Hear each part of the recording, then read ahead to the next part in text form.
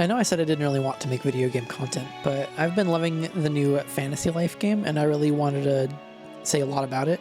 For those that don't know, Fantasy Life is one of those series that mostly just exists in Japan.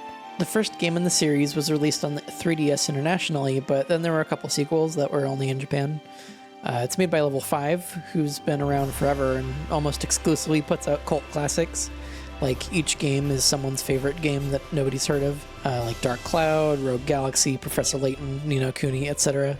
Yokai Watch was probably their biggest success. Anyway, Fantasy Life's boring title belies a really cool and unique game. I like to describe the series as Animal Crossing's aesthetic and vibes, with 2D Zelda's combat and puzzles, and the skilling system from RuneScape mixed together. The basic premise is that you have a set of lives that include crafting, gathering, and combat. They each level up independently, but they rely on each other in a wide variety of and compelling ways that drive the game forward. The most basic example goes something like this. I'm focused on the melee combat skill, but I find that I keep dying.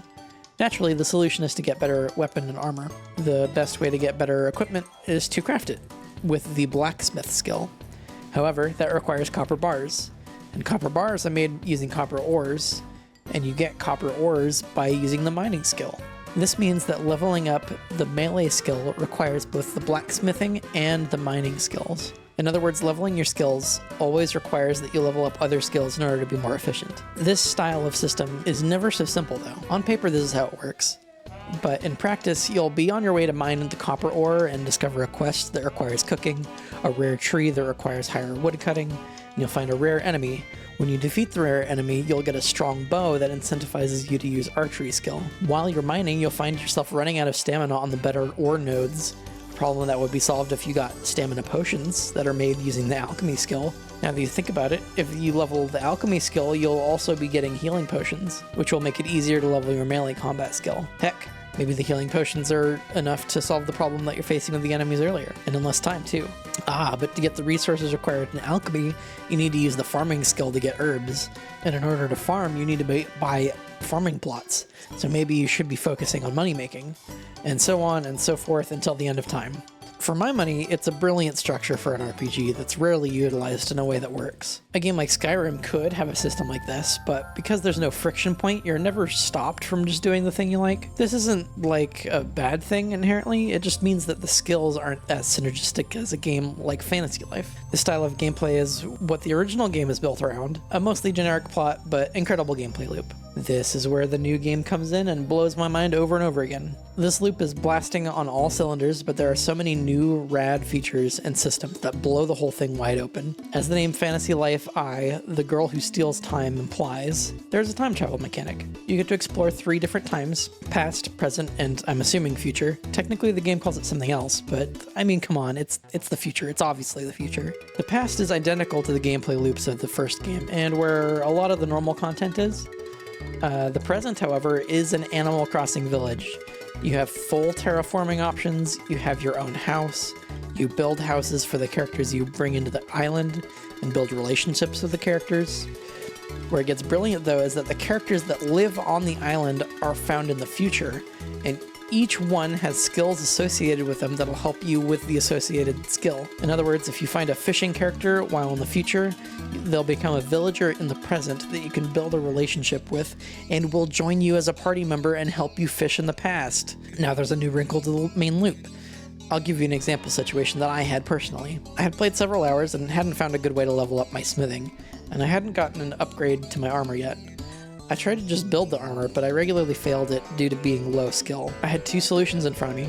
Find a better hammer to make it easier for me to do smithing, or I could find a party member that would supplement the skills and make the armor that way. I hadn't spent all that much time in the future at that point, so I decided to do that. Even if I didn't find a smithing character, I would find other characters to help me with the other skills and improve my island. So what is the future content? It's goddamn Breath of the Wild. It's a big open map with secrets to find and straight up temples with puzzles in them. The temples contain characters I was describing. It's divided into regions with fast travel points and objective lists.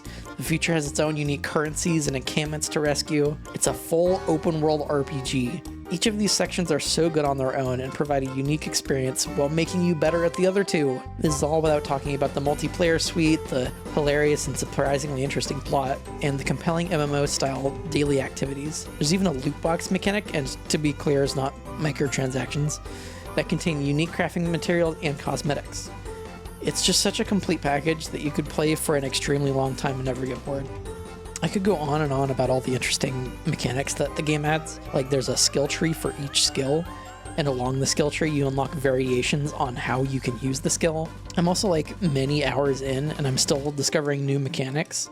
Like as it turns out there's a rating system for your island, and like I'm probably going to show you a picture of a mechanic that I discovered while I was making this video. It's also surprisingly really pretty, and it's got some excellent character designs. The first game being from the 3DS, it had a bit lacking. It had its own style, but it wasn't perfect. But like this is on a whole new level. Like I love all of the characters I've met so far. So for me, rather than just being a mix of Zelda, Animal Crossing, and RuneScape, it just is those things simultaneously. If one of those mechanics were getting a bit stale, just spend some time doing something else. There's always something else to do, and it'll make it easier and more fun to do the other stuff afterwards. You're wasting your time as long as you don't consider video games as a waste of time in general. Just play the game. It's awesome. It's super fun.